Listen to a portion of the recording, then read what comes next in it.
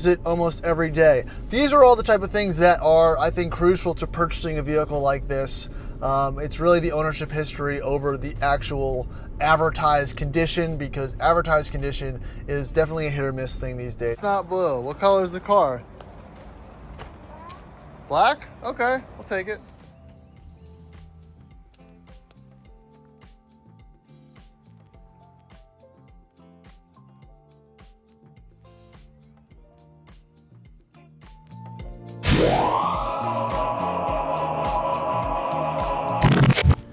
Howdy, welcome back to the Addicted Motors YouTube channel. My name is Troy, and today we're going to be talking about dad wagons, and in particular, the granddaddy of dad wagons, the BMW E39 540i.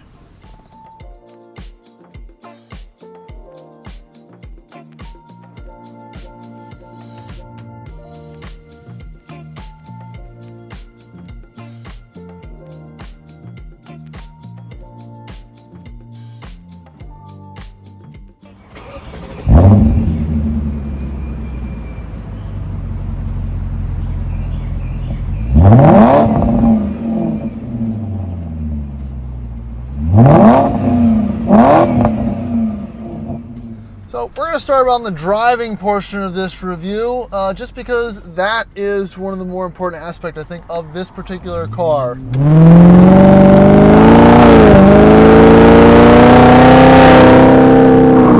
To start the discussion on this E39 wagon on the road, we're going to start from the driving portion and then do the walk around. Let me preface by saying this car is for sale. It was actually been owned by two of my friends. It was first owned by my friend with the channel RVA Rover. It was that he was purchased, believed, from the original owner, and then my neighbor Grant purchased shortly after that as his daily, interesting Euro wagon for bringing the cars to the kids to school and all that fun stuff. Probably why you're looking at this video to begin with also.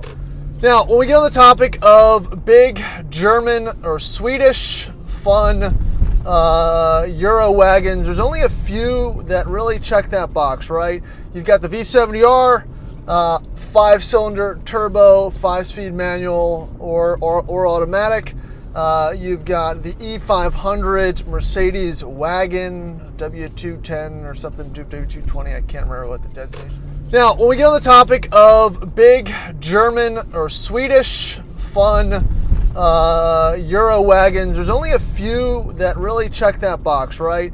You've got the V70R, 5-cylinder turbo, 5-speed manual or automatic.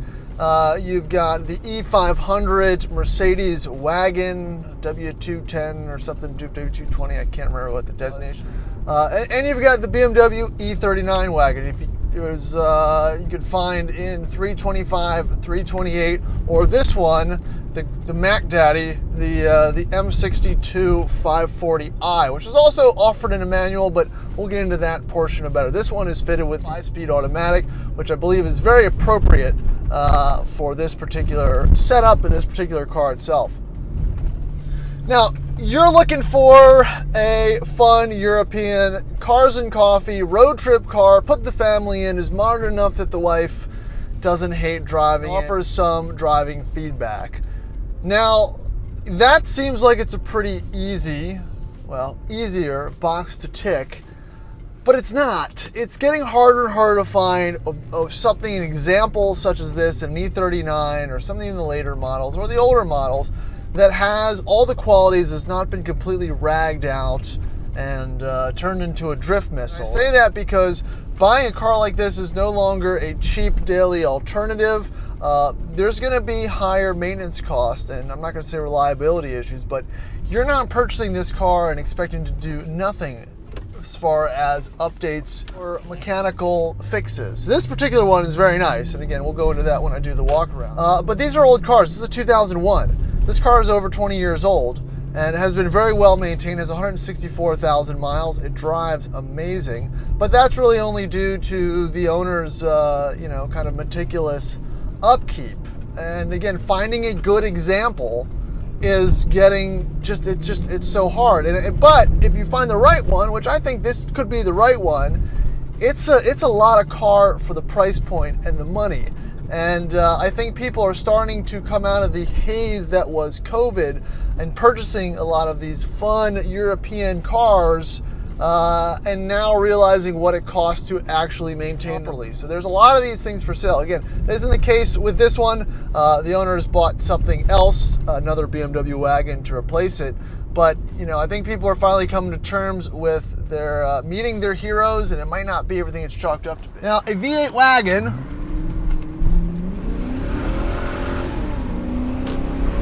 A V8 Wagon is not something that's very easy to find or that they make anymore. It's an endangered species. You have these days. You've got the Audi RS6.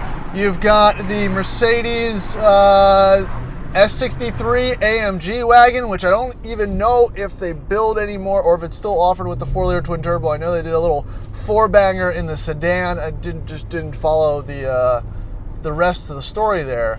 But, it's a very breed of niche vehicles that don't sell very well, at least in the States. They might bring the M5 back, but that, will sell okay. But that's not a car that people hold on to. Even the RS6s people are dumping because they're kind of fairly boring and lifeless to drive, apparently. It gets... I haven't driven one, but I'm sure it drives just like an SQ7 is basically what I'm getting at.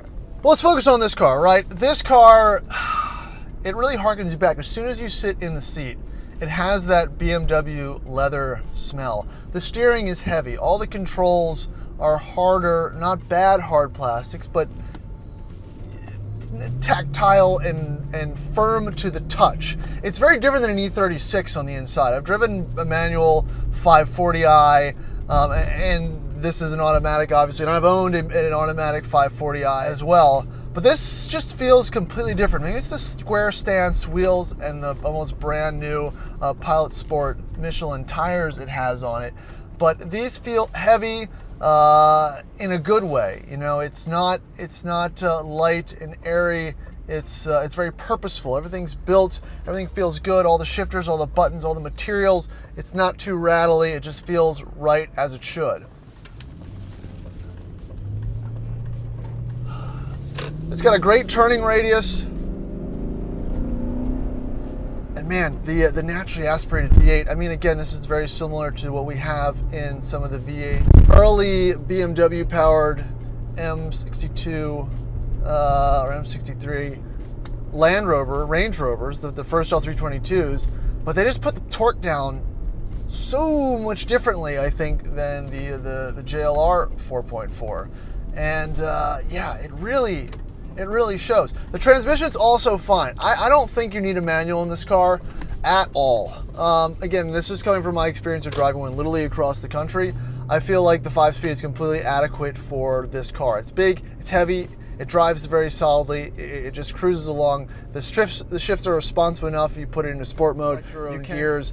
It's just one of those things that I get the enthusiasts want for that, but you can get a different type of sports car, a different type of BMW that will 100% fit that role. So the upsell to that I don't think is as valid as in some of the other models. But back to this particular car, brakes feel great, power feels great.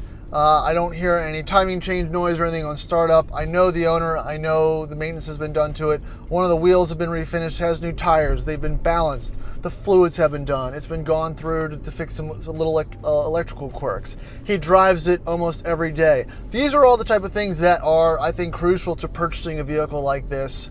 It's really the ownership history over the actual advertised condition, because advertised condition is definitely a hit or miss. Every car is an enthusiast car, and everyone's just trying to make a sale.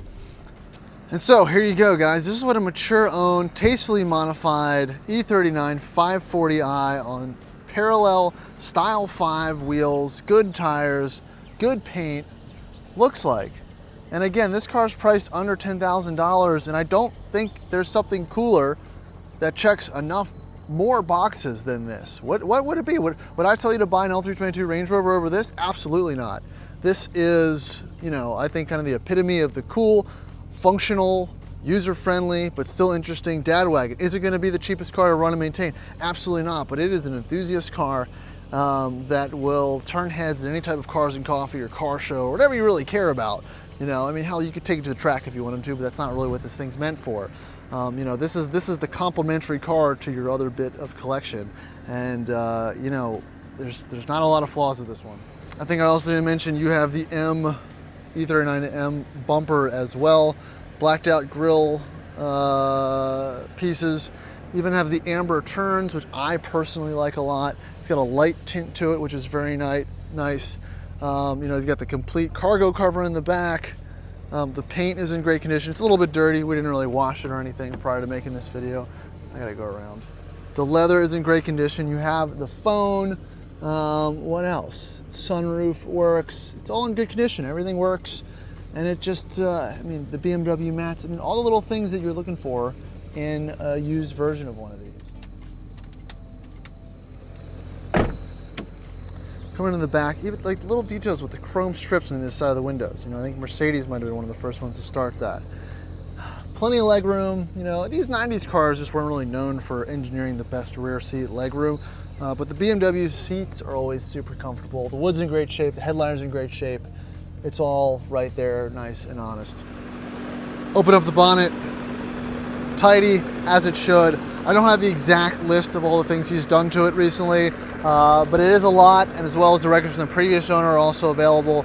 I believe valve cover gap. I don't want to tell you off the top of my head and mess it up, but very clean and tidy under there, not pissing any oil or anything like that. Just exactly how you want to see it. So guys, let me know in the comments, for the money, under 10 grand, is this the ultimate enthusiast dad wagon? I know there's the Audi, S6 of the generation. You could even do an E55 Mercedes, but you're dealing with turbos and, superchargers and all kinds of other stuff. This is just a nice, naturally aspirated, torquey, very pretty, decently reliable, and parts are easy to come by. And it's just a little bit less quirky. It's a little more user-friendly than those other cars. And again, I think it probably looks... So that's gonna wrap it up for this video. Thanks for watching. I'm gonna try to bring some more of the cars that I know for sale and that I have access to in the future, and keep you guys kind of updated on some of the interesting stuff that we have in the pipeline, because believe me, there's gonna be some... Now that the summer's out, people are coming out of the woodwork with their interesting cars. All right, so thanks for watching this video. Please like, subscribe, check out the rest of my YouTube portfolio. It really helps when you guys leave a comment and like I said, this is a hobby, but I like to try to make relatable videos and show that you can do this and maintain a normal job. It doesn't have to be a high production type of outfit. I think YouTubers these days are competing against each other to outdo each other, and that really kind of opens up a bit of a middle space for normal people with normal budgets to continue to fill, you know, that airtime. So that's what I'm trying to do here, and I hope you enjoy it. So thanks for watching, and we'll catch you on the next one.